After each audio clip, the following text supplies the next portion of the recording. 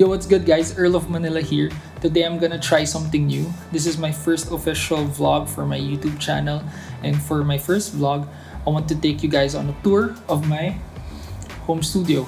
This is actually a quarantine edition 2020 home studio tour. So let's go.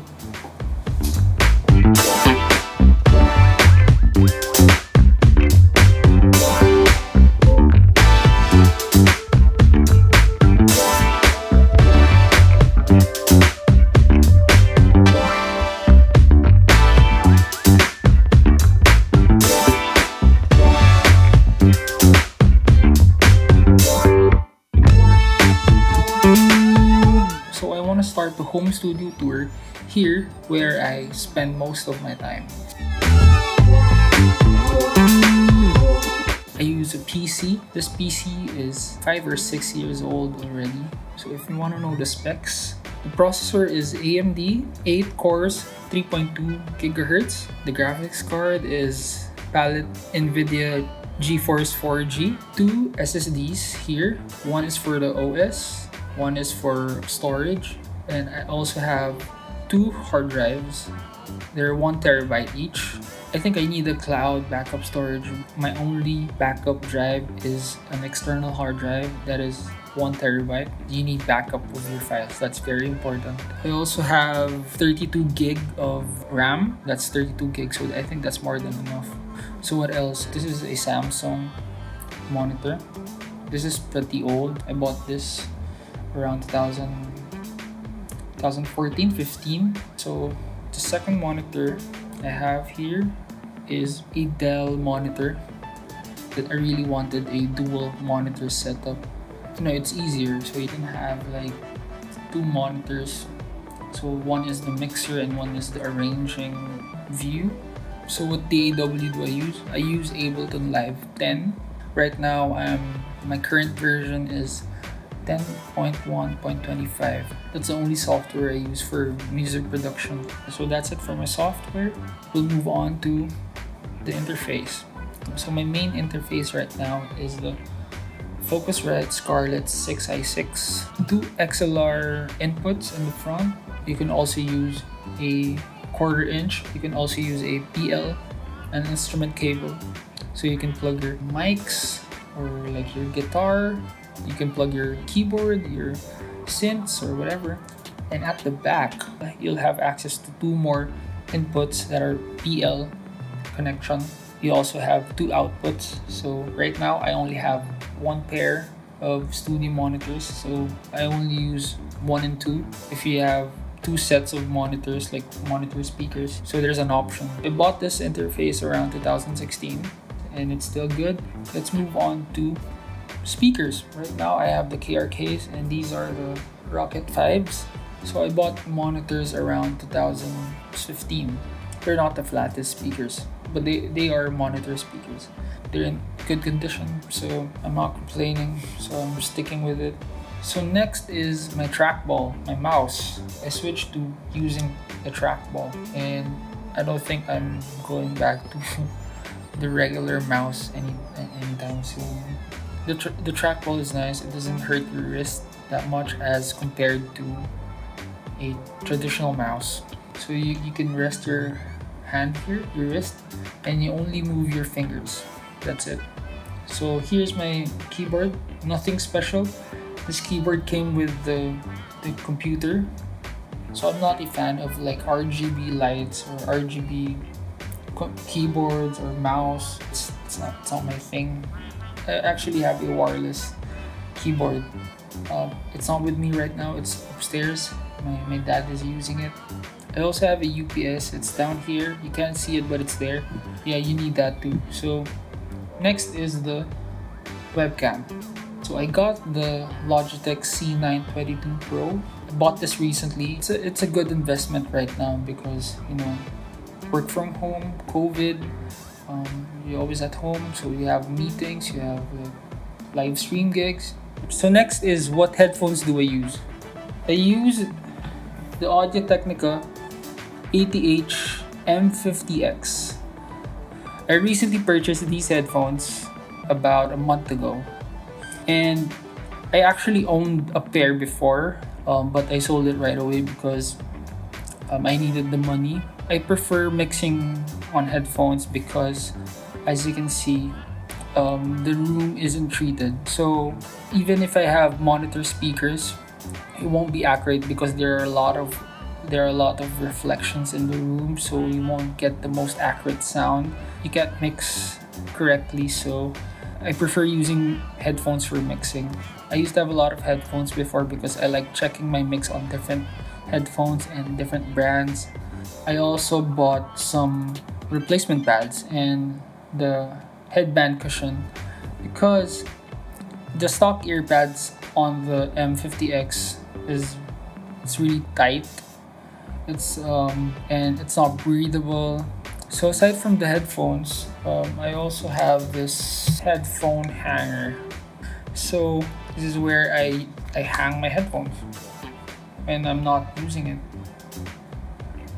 So next is my microphone. It's inside a Chaotica ball. I'll explain the Chaotica ball in a bit. This microphone is the Audio-Technica AT2035. I use this for vocals, I use this for instruments, but mostly vocals. So next is this foam right here. This one's called a Chaotica eyeball. This is for if you're not in an ideal environment for recording, like when you're inside your bedroom. If your room's not soundproofed, if your room's not treated, this foam is perfect because it kind of lessens the sound that comes in. It doesn't replace a soundproof room or a treated room. Better than nothing. This is not actually mine, this is office property because right now I'm working from home, so that's that. I also have a pop filter here. There. I actually have another microphone isolation foam here. Here's the Altron PF8. This one's actually like a Chinese knockoff of the Chaotica eyeball. To be honest, they're the same. I don't know why the Chaotica eyeball is way more expensive than this. That's the Altron PF8. So aside from my personal workstation, I also have another workstation here on my left side.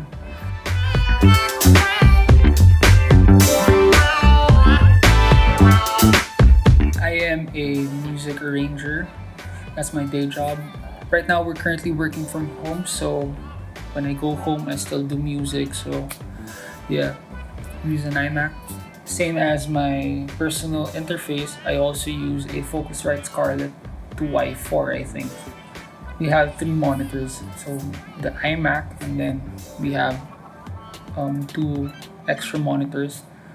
The MIDI keyboard that I use at my office is the Native Instruments Complete Control S88. Full-size keyboard, that's 88 keys and it's fully weighted. For my monitor speakers, I use the M-Audio VX5A. And for my headphones, I use the Sony headphones, dynamic headphones, yeah. So that's it for my main workstation. So let's move on to the next. So here I'm gonna show you my main keyboard, my main controller for the studio. It's the Korg Cross 2. This one's actually a limited edition. It has built-in sounds. It's a standalone, so you can use it without a computer. You can also make patches. It has great piano sounds, synth sounds, guitar, bass, drum sounds, strings, brass. So why did I get a standalone keyboard? I was really getting into the DAW-less or like the hardware setup. So that's where I discovered a lot of my gear right now. And I'm also not a huge fan of VST plugins. I like the more tactile feel. Like you can physically touch the knobs I also use plugins for my DAW, and I also use sounds from here. I have yet to explore all the functions, all the patches, all the sound designing. I use it also as a MIDI keyboard, so if I already have patches loaded in my DAW and the plugin, I can just turn this off, the volume, and then I can use it as a MIDI controller. Basically, you have options. You can find patches here. You can also find patches inside Ableton. So that's it for my Chord Cross 2. So on this side of the studio, besides my Chord Cross 2, I also have a bunch of synths here and a sampler, a looper. This is where I usually shoot my YouTube videos. I shoot talkbox covers here. I usually put my camera here. As you can see, there's a mic stand here. I don't have a tripod, so I mount my GoPro here, and that's about it. The first hardware synth that I've ever owned is this microcord here. The reason why I bought this synth is for my talkbox. I'll show you my talkbox later. I also make patches here, same as the Chord Cross 2. You can also use the patches from here and then record it in Ableton. The only thing that I hate about it is you can't plug a sustain pedal like this one. When you turn on the microcord, the default patch is my talkbox patch. So I also have a Novation Mini Nova. I got this recently, like around I think June or July. Basically, it's like a it's like a microcord, but better. It's like an updated version of the microcord, because this microcord I think was released back in 2002. I'm not sure about the Mini Nova though. I don't know what year. I've also put a date on all my gear, so I know when I purchased the item. I use a Dymo. The reason why I got this, I wanted a new live setup for my gigs. So I used to bring a laptop to a gig and a MIDI controller. I used to have a Ableton Push 2. So that's my main controller for gigs and laptop. But recently I switched to a more hardware-based DAW-less setup. So next is my SP404. So this is a sampler, a sequencer. When I just want to play back my tracks, if I wanna play a gig that I just want to like sing over the instrumental, the -1, the backing track, I customized it a bit. I put like stickers and everything. Yeah. This is actually for my live performances as well. So if I'm going somewhere, if I know the venue is like small, like publishing gigs, like small bars, if it's a quick gig, if I want a simple setup that night, and even for playing gigs outside of the country or out of town gigs, this is my go-to. I got this from Sweetwater, the Deck Saver and the SP404. So next is my Boss RC505. It's a loop station. It's a looper, so it has 5 channels. Like, you can put different loops here. Like I put my drums here on channel 1, and you can hear channel 2 is the bass. Yep. So the channel 3 I think is the synth of the keys. Yeah, there. I've never tested it at a gig yet. I got this around January of this year. This setup right here is also my live setup. I haven't really experimented with it yet, but basically this is all the gear I want in my live setup, plus a guitar. I want to eventually try to live loop all my songs. There's more control and you can like improvise, and it's more fun. You can loop your voice, you can manipulate it live. Next is my mixer. So my plan for my live setup is I'm gonna hook everything. They will all go here to this 6-channel mixer. This one's the Alto ZMX862. It's all connected here. It's all summed here. I will go to the input of the loop station so I can loop everything. And yeah, what else is here? So I also have a microphone, a dynamic microphone for gigs. This is the Shure SM58. The reason why I got this because I don't, for hygienic purposes, I don't want to share microphones with other performers. I also have a foot switch. This is for the loop station. So if you're playing the guitar or like you're playing the piano, you can just record or stop or play using your foot. So next is my old guitar multi-effects. I got this first year high school, so it's still with me. It still works. I still use it. The only problem is I can't find the cover for this, so I use a 9-volt power supply to power it. I don't think I'm ever selling this because like it has sentimental value, because like this is the oldest gear I have. That's it. Next is my Joyo American Sound. It's an amp simulator. I use this for recordings, and eventually I'll use this for live gigs. Next is my talk box. So this is my talk box. It's an MXR talk box. It's by Jim Dunlop. I purchased this the same time as my microcork. If you guys are wondering what talk box I use, this is it. I started talk boxing 2 years ago. It's on my YouTube channel. It's all there. You can check it out. Next is my Zoom HS6 hand recorder. I'm actually using it right now for the audio. I use this for Foley, sampling, and if I need to record something outside remotely, or let's say I want to record a SP404 live set. So I just put the output here and I can record my set. And I also use this for live gigs so I can record my set. It's a portable recorder. Here's the case for it. So I'm actually using the other mic right now. So other mic. This recorder is battery powered as well. So next is this one. This is the Boss VE5. I use this mainly for gigs. This is actually a gift from my girlfriend. This is a vocal effects unit. It also has auto-tune, doubler, reverb, delay, chorus, flanger, what else?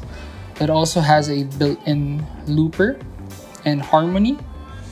Yeah, it's cool. It also has a built-in mic as well. It's also battery powered. What I like about this is you can set your delays, you can choose your own reverbs. Here I have a mic stand. I use this as a tripod for my GoPro, which I'm using it right now. So this is where I mount it.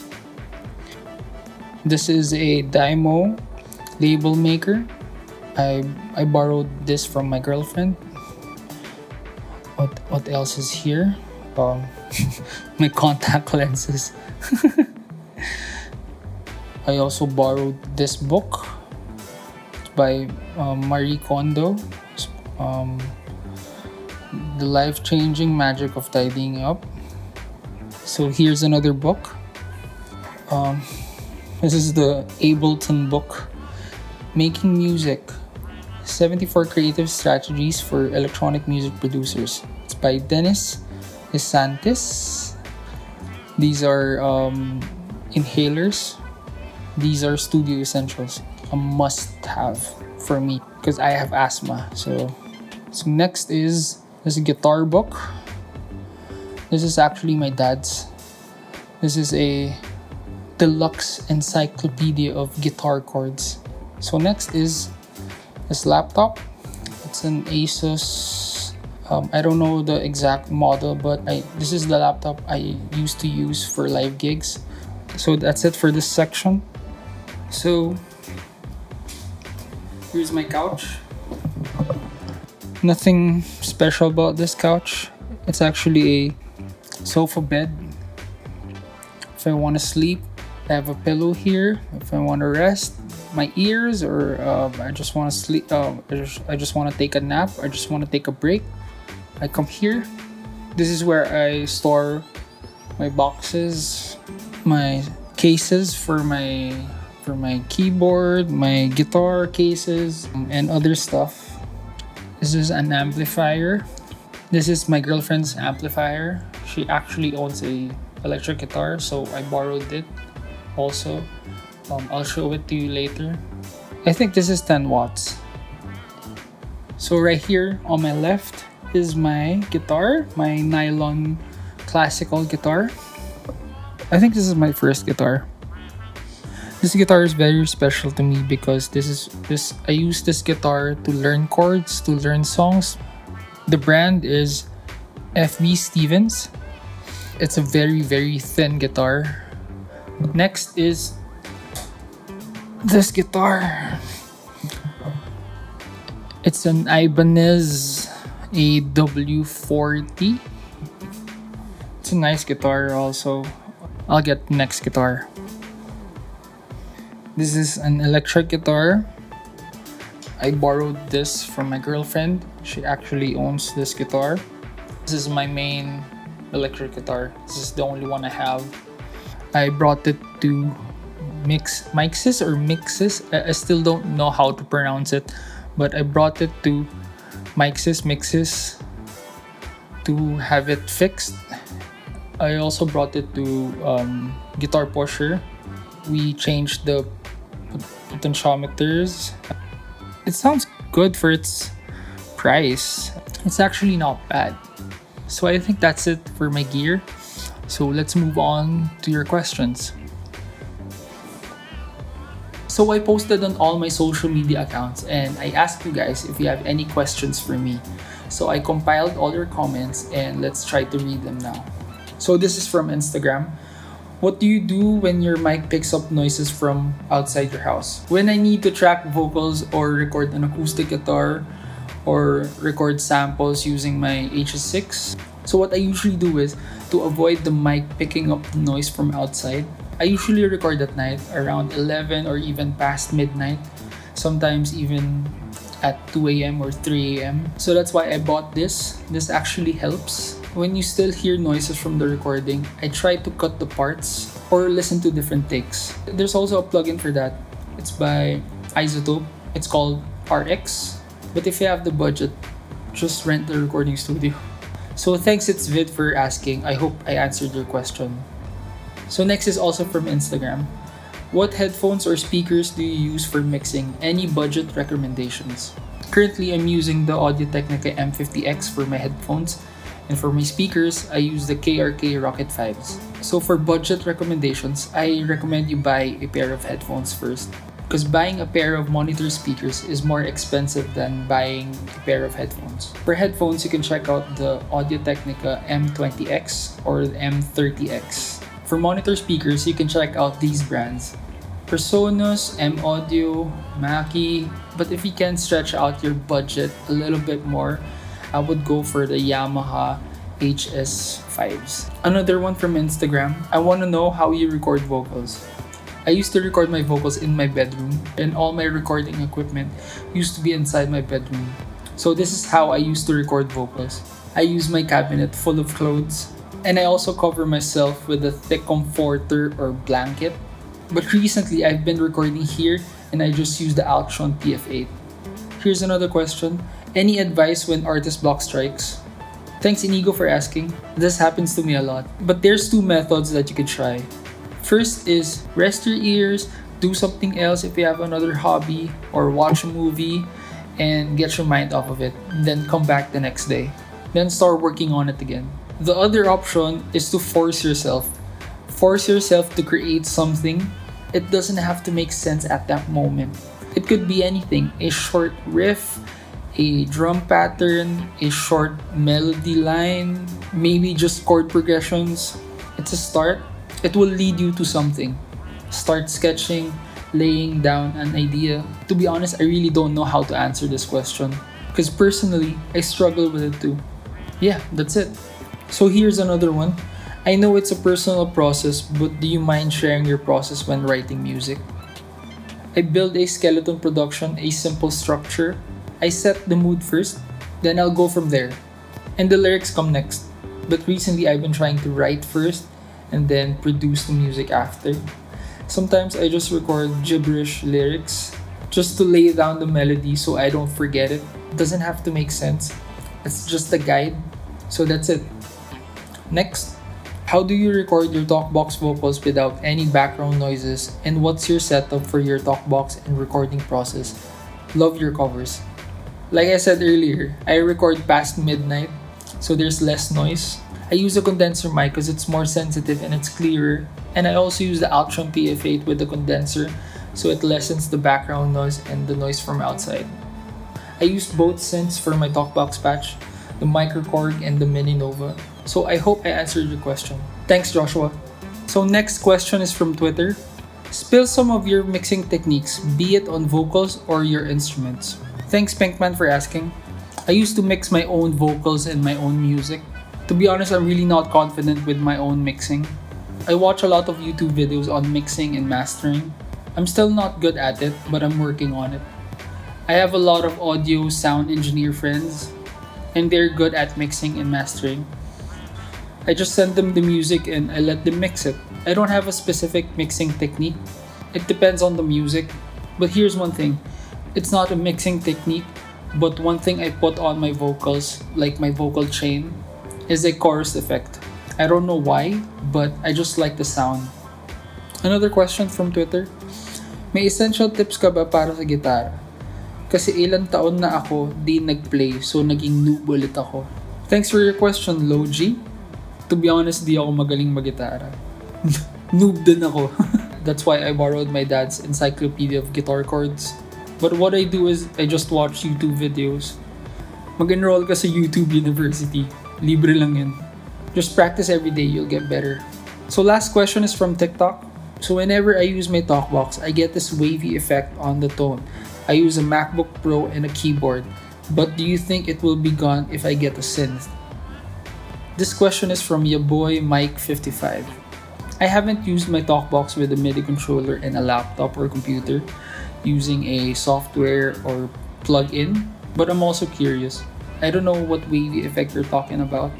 Try to play with the knobs and experiment with all the parameters. Just save up and get yourself a standalone synth, because you don't want to carry a lot of things. Because if you use a MIDI controller, you have to bring a laptop, an audio interface, your MIDI keyboard, and your talkbox. That's 4 things. But if you use a standalone synth, that's just 2 things. It's your synth and your talkbox. That's it.